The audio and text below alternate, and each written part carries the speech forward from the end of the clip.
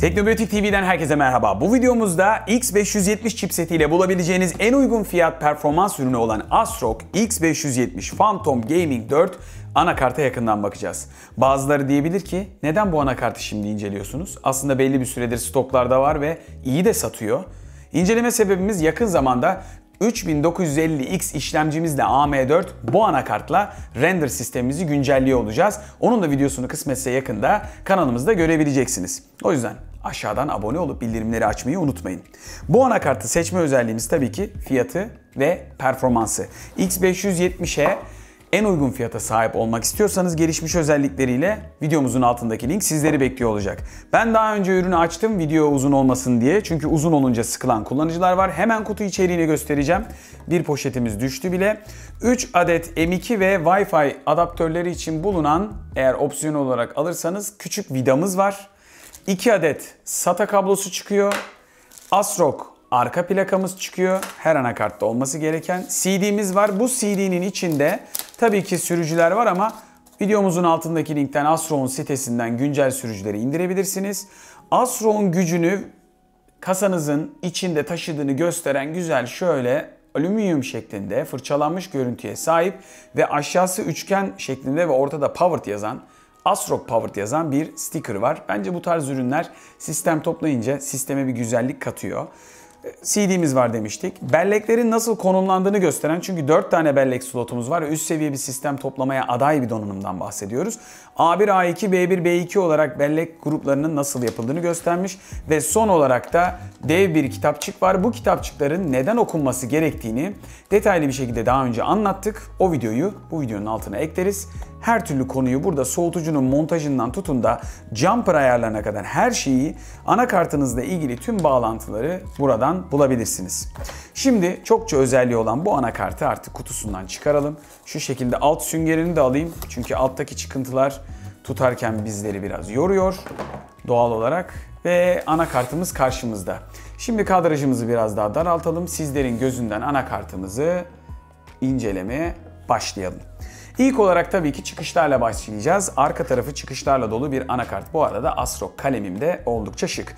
PS2 bağlantımız var. Eski klavye mouse'unuz varsa, eski derken kaliteli bir oyuncu klavye mouse'u aldıysanız ve vazgeçmek istemiyorsanız portun bulunması önemli. Arka tarafta 2, 4, 6, 8 adet USB 3.2 portu görüyorsunuz. Bunlardan ikisi Gen 2, geri kalan 6'sı Gen 1 arkadaşlar. Ama 10 adet toplamda USB 3.2 Gen 1 var. Bunlar nerede derseniz 19 pin bir adet burada bulunuyor. Bir adet de 24 pin bağlantımızın, güç bağlantımızın yanında 19 pin. Kasamızın önüne, üstüne veya hatta herhangi bir extender aparatla, Dark'ta var zaten, videomuzun altında bulabilirsiniz. Aparatla kasanızın arkasına da bu tarz bağlantıları taşıyabiliyorsunuz. Yani 4 adet de burada bağlantı var. Toplam 10 adet USB 3.2'ye sahip oluyorsunuz anakartla. Onun haricinde burada dev bir soğutucu görüyorsunuz. Bu konuya belli bir süre sonra geleceğim. Ama şöyle bir vuralım. Tank gibi çok ağır, kalın bir soğutucu. X570 chipsetinin hakkını veriyor. Burada bir adet DisplayPort, bir adet de HDMI portu görüyorsunuz. X570 olunca tabii ki VGA konulmuyor. Analoğa artık gerek yok. Burada Gigabit Ethernet'imiz bulunuyor. 2 tane durum LED'i var ve 7.1 ses çıkışımız var. Ses çıkışımız ise ALC 1200, 7.1 ve Elna kapasitörlere sahip. Elna kapasitörler biraz daha aşağı doğru geldiğimizde bu bölümde yer alıyor. Zaten daha önceki ASRock incelemelerimizden biliyorsunuz, Elna kapasitörler, katı kapasitörler kaliteli olduklarından ASRock'un seçimi oluyor ve bu kaliteli kapasitörler hıs dediğimiz, cızırtı dediğimiz manyetik kirliliği sese aktarmıyor. Temiz ses elde ediyorsunuz bu sayede. Ve yine Creative'in sinema, ses çıkış özellikleri de ASRock'un bu tarz üst seviye anakartlarında olduğu gibi var. Daha önce bunların videosunu ve yaptıklarını anlatmıştık. Oyunlarda ve sinema film izlerken patlama seslerinin baslarını derinleştirip tizlerini de güçlü hale getiriyor. Bu sayede siz çok daha derin bir bas ve tiz duyuyorsunuz. Mermilerin ya da bombaların sesini çok daha efektif duymanızı sağlıyor oyun veya filmlerde. Tankların paletlerini filan. Bunların örneklerini yine videomuzun altına eklemeye çalışırız. Daha önceki ASRock videolarında eklemeye çalışmıştık, vardı zaten. Ve ASRock'un bu arada bilmeyenler için hemen şunu da hatırlatalım. Dünyada ilk 3'te. Bilmeyen varsa hala ASRock anakart üretiminde dünyada ilk 3 markadan biri. Hem adet olarak hem de kalite olarak arkadaşlar en iyi anakartlardan birini almış oluyorsunuz ASRock aldığınızda. Özellikle de fiyat performans ürünü seçerseniz de kesenize de kolaylık olmuş oluyor. Bunu hatırlattıktan sonra geri kalan dikkatimizi çeken bileşenlere bakalım. Tabii ki siyah üzeri gri bir yapımız var. PCB'miz çok katmanlı ve ASRock sitesinde buna özellikle de Sapphire Black diye geçiriyor bu siyahı. Şu şekilde biraz oynatarak size rengini daha güzel göstermeye çalışacağım. Stüdyomuzun ışıklarının yansımasını görüyorsunuz. Buna Sapphire Black diyor. Çok katmanlı bir PCB yapısı var ve bakır bol miktarda iletken maddeyle beraber hem ısıl dağılımın, özellikle de işlemcinin tam şu çekirdeğinden olan ısıl dağılımın iyi olmasını hem de buradaki 10 katmanlı güç yönetimiyle beraber enerji transferini stabil olarak yapmasını sağlıyor. Voltaj regülasyonu bu tarz chipsetlerde performans işlemcileriyle kullanılacağı için önemli. Tabii ki fiziksel dikkatimizi çeken özelliklerden devam edelim. Ortada çok güzel PCI Express 16X var. Versiyon 4.0. de metalle güçlendirilmiş. Dolayısıyla ekran kartınızı buraya rahatlıkla emanet edebiliyorsunuz. Bu anakartın da hakkı tabii ki RTX 2060 ve üzeri diyebiliriz. Hatta 2070 ve üzeri desek yeridir. Aşağı geldiğimizde bir adet daha 16X versiyon 4.0. Bu arada X570'in artısı olarak bunların ikisi de PCI Express 16X versiyon 4.0. 3.0'a göre çok daha hızlı. Burada da 2 adet 1X görüyorsunuz. PCI Express 1X. Bunlar da yine versiyon olarak son nesil arkadaşlar. Versiyon 4.0.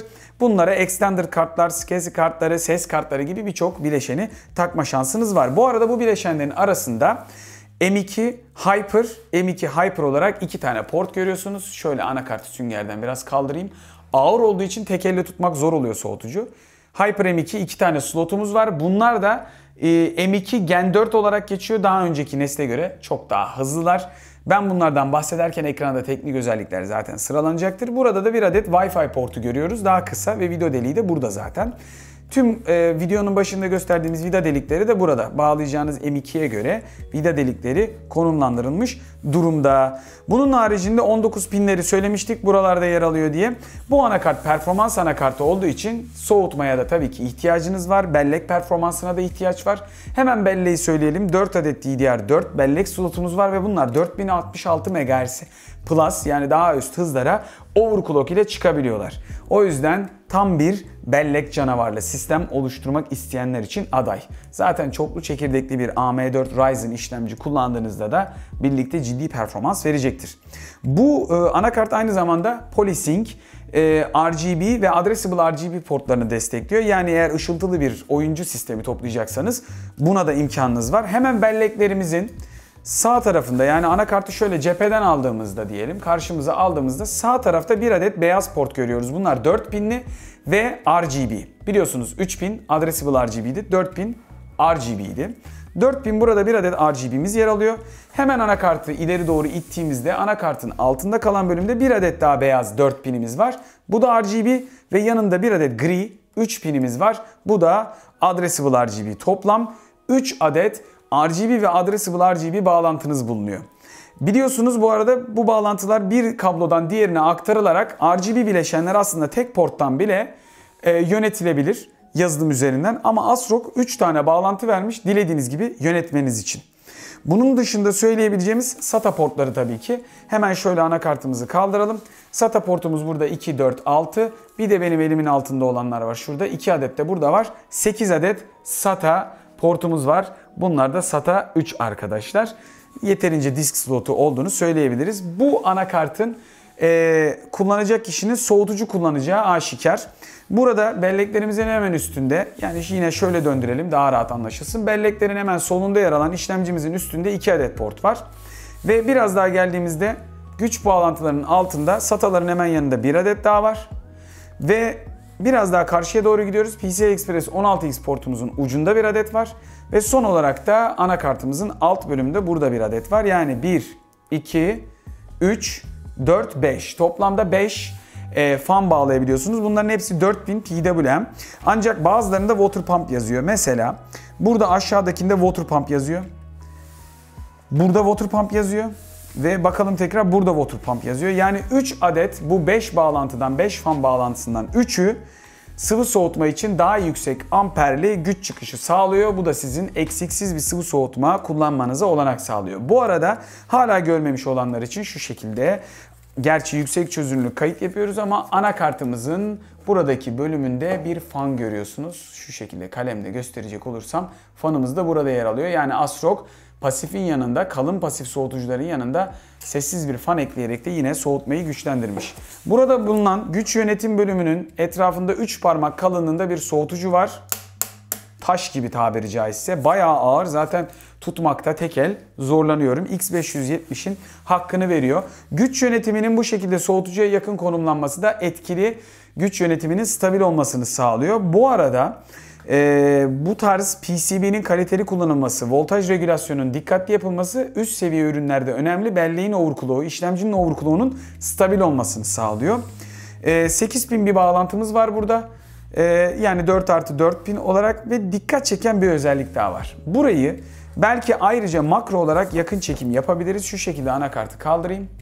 Burada 4 adet küçük LED görüyorsunuz. Bunların yanlarında yazanları da tek tek okuyayım. CPU, DRAM, VGA ve boot. Bu arkadaşlar sisteminizde boot olurken bir problem olursa, çünkü overclock yapanlar ve performans işleriyle uğraşanlar biliyorsunuz ayarları değiştirdiğinde boot etmek zorunda kalabiliyor. Bu sizin sisteminiz başlarken sorunun kaynağını post status checker. Bu sizin CPU, DRAM, VGA ve boot operasyonu sırasında nerede bir sıkıntınız olup olmadığını, eğer bir işlem yaptıysanız ve sizden kaynaklı bir sorun varsa bunu görmenizi sağlıyor LED'ler. Bu da bence performans anakartında güzel ayrıntı. Bir videomuzun daha sonuna geldik. Bu videomuzda ASRock X570 Phantom Gaming 4 AM4 anakartını, üst seviye anakartını sizlere incelemiş olduk. Eğer siz de X570 chipsetiyle uygun fiyata, özellikle de en uyguna, en üst seviye AM4 chipsetini almak istiyorsanız videomuzun altındaki linkten sizleri özellikle de 3000 serisi için bu anakartı almaya bekliyoruz diyebiliriz.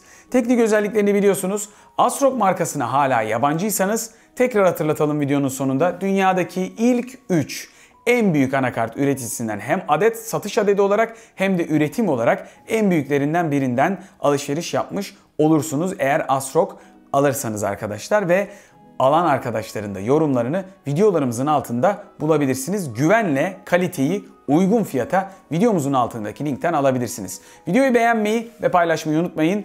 Bir sonraki videomuzda tekrar görüşmek üzere ve teknobiyotik.com'dan yapacağınız alışverişlerinde kanalımıza destek olacağını hatırlatalım. Bir sonraki videomuzda tekrar görüşmek üzere. Hoşça kalın.